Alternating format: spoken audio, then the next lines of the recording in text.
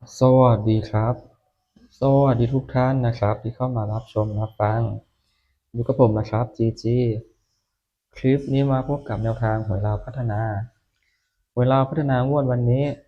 13กรกฎาคม2569สำหรับหวยลาวพัฒนายังไม่เข้าเลยทุกคนขออภัยด้วยนะครับนะหวยลาวนี่ผมลงอยู่ที่ช่องจีจีนะจีจีพารวยนะยังไม่เข้าเลยจ้ะนะหลุด2-3 งวดเลยยังไม่มาเลยงวดที่แล้วเลขออกเลขเบิ้ล277แล้วก็02งวดที่แล้วให้3 กับ 4ไม่เข้าเลยไม่เข้าเลยขออภัยด้วยนะครับนะสำหรับหวยลาวนะหลุดหลายงวดเลย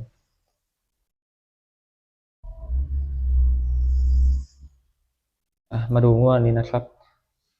มาลงอยู่ที่ซองนี้หวังว่าคงจะเข้าคงจะมาหวยลาวพัฒนาเด่นหวยลาวพัฒนางวดนี้ก็จะเป็น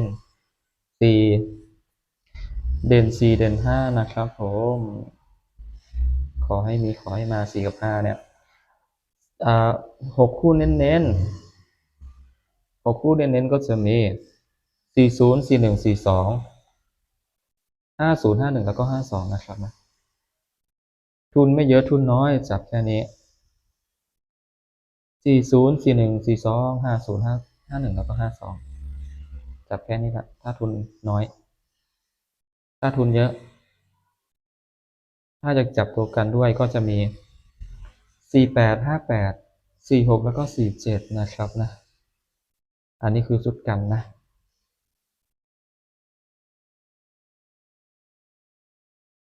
48 58 47แล้วก็46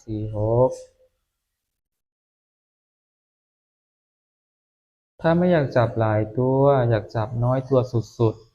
ๆงวดนี้ฟัน4เอา4ก็จะมี40 41แล้วก็42นะครับนะนี่แหละ3 หางนะ40 41แล้วก็42จับแค่นี้พอเลยถ้าไม่อยากจับหลายตัวนะ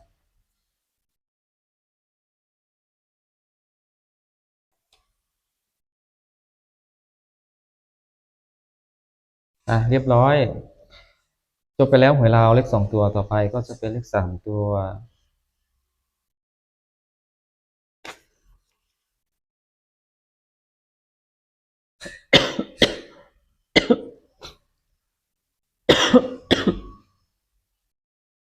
ต่อไปเป็นเลข3 ตัวนะครับ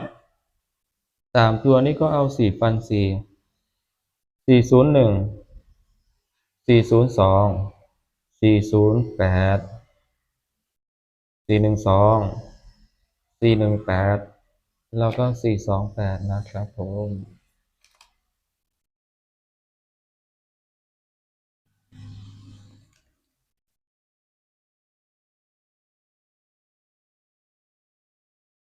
นี่แหละหวยลาวพัฒนานะ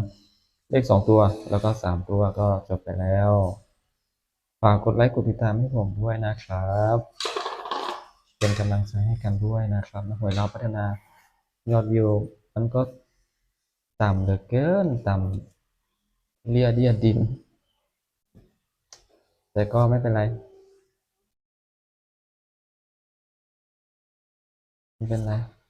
ฝากกดไลค์กดติดตามกดกระดิ่งไว้ด้วยนะครับฝากคอมเมนต์ด้วยนะครับคอมเมนต์ให้กำลังใจกันด้วยเนาะสำหรับคลิปนี้ขอตัวลาไปก่อนนะครับขอให้โชคดีนะครับบ๊ายบายครับผม